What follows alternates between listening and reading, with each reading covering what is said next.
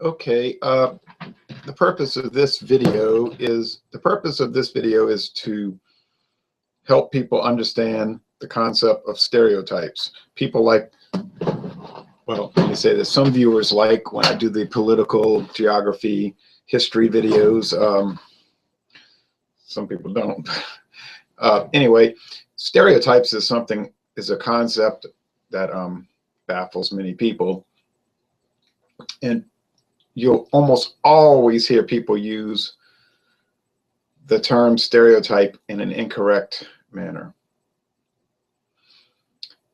When I taught psychology from 1998 to 2012, we used Psychology and You and another book, Psychology Today, and they had a correct explanation of what a stereotype is. First, let's look at what a stereotype is not. And if I start to talk about baseball cards or the United States Football League or the weather in Tonga, don't blame me, blame Chicken Killer, barley wine style, or barley wine from Santa Fe Brewing Company. Anyway,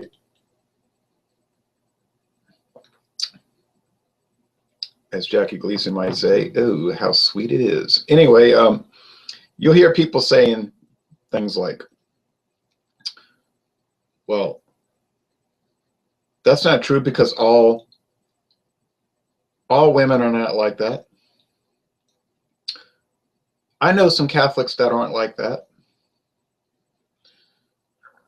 I know people from the South that don't speak that way. I know black people that don't do that, etc., etc. So when I hear people saying that, I'll think to myself, they don't understand what a stereotype is. Or they'll say, don't stereotype because everybody's different. That would be like saying don't swim in the pool because some airplanes are painted red. They have nothing to do with each other, okay? Everyone is different. Everyone has their own individual tastes, behaviors, personality, etc. And the only way you could really get to know everybody on Earth is to get to know everybody on Earth. Just sit down and become good friends with all 7 billion people. But that's impossible. So how can we learn about the world? Theoretically, get to know each person on an individual level. Not possible. So what do? Well, we use a heuristic. And a heuristic is a problem-solving method. It's a shortcut. Now, an algorithm is better. An algorithm is going to be accurate because if you get to know each person on a personal basis, you'll really get to know their personality and what they do. But algorithms can take a long time. So what do we do to solve problems? We use heuristics. We use shortcuts, which are helpful. They do have errors. Now, here's the thing with stereotypes. Let's say you want to know, what do Italians do?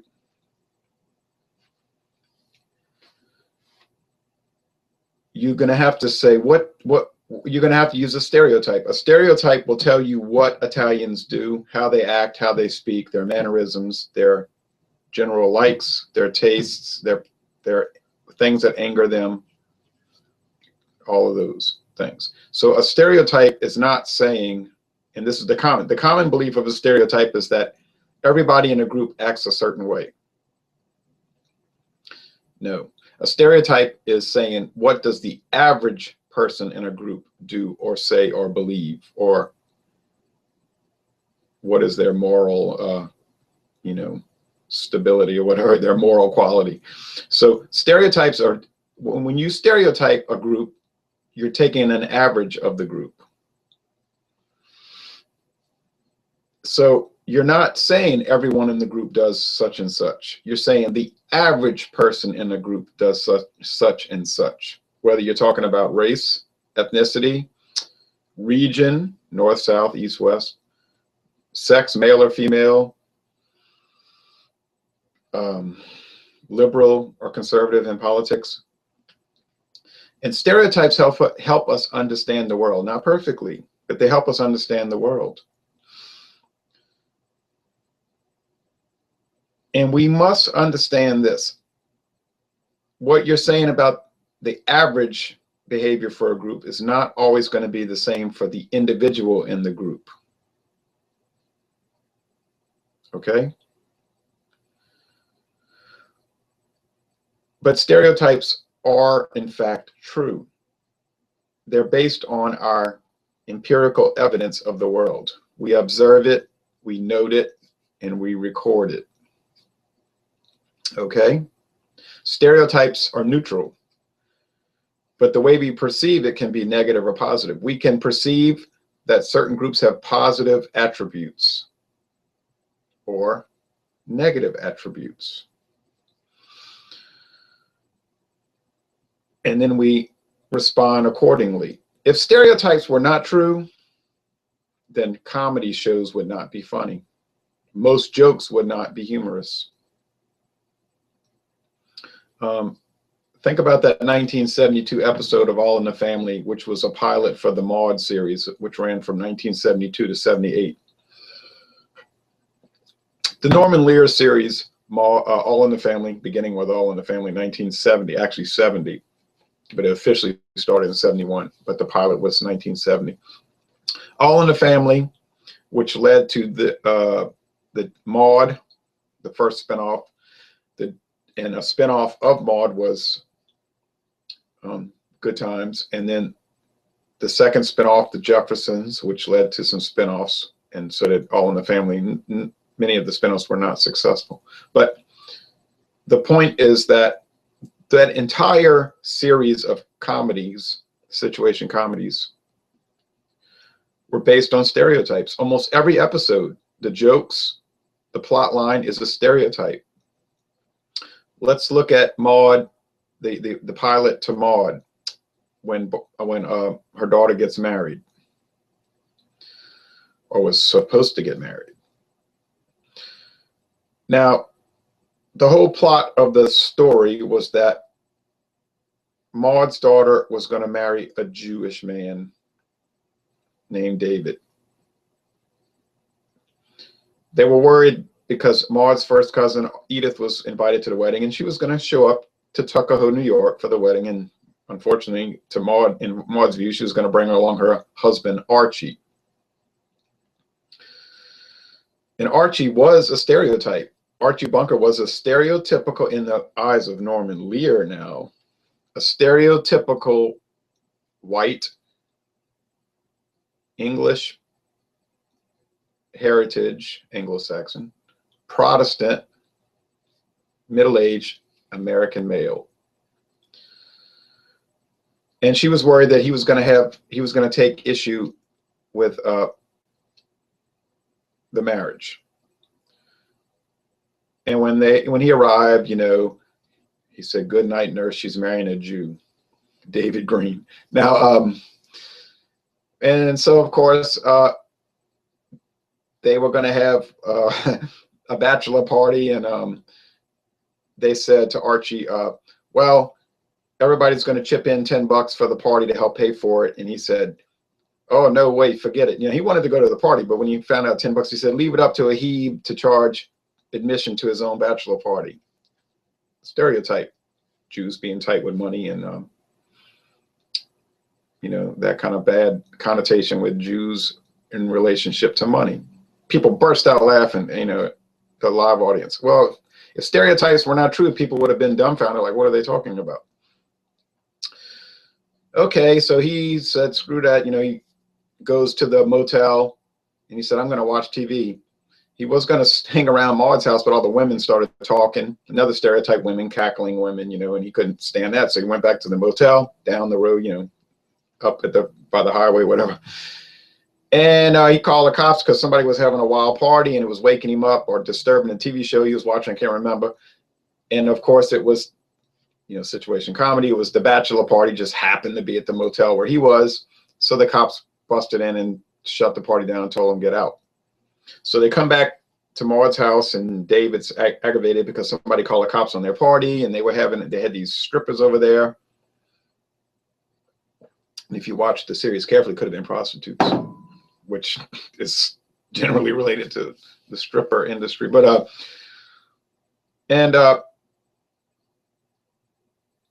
you know, a big fight broke out because Maude, I can't remember Maude's daughter's name, but she was aggravated, you know, and he said, well, you know, David says, I thought you were a liberated woman. We're just fooling around before we get married. Oh, yeah, that's true. She said, right, you know, have your fun before we get married. He said, anyway, I bought a house, and when you quit your job, it won't matter anyway. And she said, wait, time out. You know, this is 1972, right? The women's lib, the social revolution. I'm not quitting my job. He said, of course you're going to quit your job, you know, and you're going to be a housewife and have kids. Oh, she blew up. No, you're planning my life for me. He said, well, I'm the man. You know, I do that. I plan your life. You have kids, cook, clean, whatever. So she said, I can't believe you're saying this. You're supposed to be this modern man, blah, blah, blah. He said, look, I don't understand why you're getting so upset. I got a great deal on this house. And Maude was excited. You know, she's like 48, 49 years old. You bought my daughter a house. That's great, you know. He said, I thought you'd be happy. I got a great deal in the house. And then the daughter says, oh, yeah, well, that figures you wouldn't be able to pass up a good deal on a house. He said, wait a minute. Then the real fighting started. He says, oh, you're saying I couldn't pass up a good deal on a house because I'm a Jew, right? And she said, no, I can't believe I said that. And he said, okay, what else? Come on out with the anti-Semitic comments. You want to cut me with a knife? You want to see if a Jew bleeds? And he said, come on, Maude, you say something anti-Semitic, which is ironic because the actress, B. Arthur, that's her assumed name. That's not what her real name was, her stage name, but she was Jewish. And so was the producer and practically all the other actors and the directors. But anyway, that's CBS TV. But anyway, another stereotype. Anyway, Maude says, oh, come on, David. Everybody knows Jewish boys make the best husbands. And the audience bursts out laughing. You know, he goes, okay, Walter, what about you? He says, well, you are talking with your hands.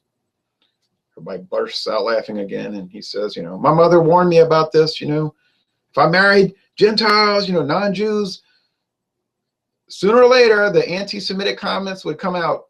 And then they said, oh, so you're expecting us to be prejudiced, blah, blah, blah. And then they never got married. And then it was revealed that Archie was the one that made the call and Maude was angry and all. But the whole point of this long story is that no one would have laughed at any joke in the episode if stereotypes were not true, because nobody would know what they were talking about. If everything was neutral and we didn't believe things about, you know, things that the average person in a group did or does, nothing would be funny. But the fact is we do believe that. Now, you know, 60 years ago, no one cared, right? Like, so stereotypes were just taken for granted. Then, you know, you have more Marxism in America and, you know, this cultural communist type revolution, a soft communist revolution of the late 50s, 60s, 70s. And so we have sort of a Marxoid outlook in America today. So everything's got to be politically correct. Actually, a term that was invented by the International Socialists. But so people are very wary, right, of being castigated for being a racist. Another term, by the way, invented by the Marxists. But and so you know, one of the worst things you can do, one of the greatest sins today, is to use stereotypes. Now, it would be wrong, to be fair now, it would be wrong to use the stereotype to judge an individual person, because an individual person has to be judged on their individual behavior. Now, could their behavior fit a stereotype, positive or negative? Certainly. If you see a Mexican eating tacos, you'd say, look at those Mexicans eating tacos. Mexicans love tacos. I've been to Mexico many times and I see tacos everywhere. It's not really a negative stereotype, it's just a food preference. Does the average Mexican enjoy eating tacos? Certainly they do. That's why it's a Mexican food. Just like the average Chinese person enjoys Chinese food. That's, you know, it comes from China. I know what we eat here is American style, but you get the point. Cajun Man on Saturday Night Live would not be funny if stereotypes were not true. The Water Boy would make no sense. The show would be meaningless if there were not French stereotypes. Country bumpkin French stereotypes. The Beverly Hillbillies was a whole series built upon stereotypes of white Protestant hillbillies, and so on and so on. So are stereotypes true? Yes, it is true for the average. When you're looking at a stereotype, you're taking an average. So does the average whatever do whatever? If you're saying it has to be true because it's based on common knowledge. And what do we talk about all the time in our everyday life? The common knowledge of Americans. And so, you know, you have to judge people, an individual that you meet, on an individual basis. Now, I know individual people from different, ethnic groups. Do some of them engage in stereotypical behavior? Yes, certainly. Do I, as a white, middle-aged American male, engage in stereotypical behavior? Yes, of course. So to sum it up, a stereotype is a generalized view of a subgroup based on taking an average of that group by using empirical evidence. A stereotype is not the idea that every person in that group behaves in a very strict, predetermined way. But it is so. Is a stereotype necessarily true for an individual? No. Could it be true? Yes. Is a stereotype true for the average person in the group? Almost always, probably 100% of the time, because that's where the stereotype comes from. Observational research, usually informal research. Can stereotypes teach us a lot about the world? Yes. Should we be scared to use them? No. Are stereotypes good or bad? No, they're not. They're neutral. They're a heuristic, like I said at the beginning of this video. They're a shortcut for problem solving. Can stereotypes lead you to have negative perceptions of certain ethnic groups? Yes, they can, because if the ethnic group is engaged in behavior which is bad, like high crime, you might notice that certain ethnic groups have a higher than average incidence of violent criminal behavior. Now, somebody would say, well, all people in that group don't act that way. That's certainly true. But you might avoid driving through a neighborhood that is made up of people of that particular ethnic group at 11 p.m. because you know that the chances of being a victim of violent crime in that particular area is much higher than in other ethnic areas. So a stereotype can possibly keep you alive. And we can go on and on about this. I'd be curious to see what you say. You know, when you have people like even myself who have grown up the last 46 years in this paradigm of Marxist determinist thinking, it's a natural reaction. They'll say, that's racist, that's racist. But people don't think so much. They react. People are reactive these days in America. They're reactive. They're not thinkers. They're reactive. So they fear, and this is the point I'm going to make at the end of this video. They fear being called something more than they want to learn the truth about something. So in other words, if they had a choice, learn the truth about a situation or be called a bad name, you know, they would choose to avoid being called a bad name and learning the truth than learning the truth and not caring about being called a bad name. So, but the truth will set you free. Jesus Christ said that the truth will set you free. So we want, the whole purpose of this video is to help set people free of this burdensome mindset that plagues America today. The use of the word stereotype to confuse and befuddle people, and really to help people understand that you can understand the world in a proper manner. And a lot of times, if you're being called a bad name, sometimes it's an indication that you might be on the right track. Jesus said, marvel not that the world hates you. The world doesn't hate you because of you. They hate you because of me. In other words, the world hates you because you believe in me, and the world may hate you because you believe in the truth. And the truth can really blow apart a lie, no matter how well entrenched the lie happens to be.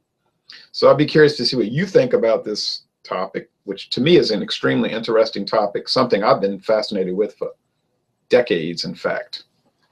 Thank you for watching this video production about stereotypes.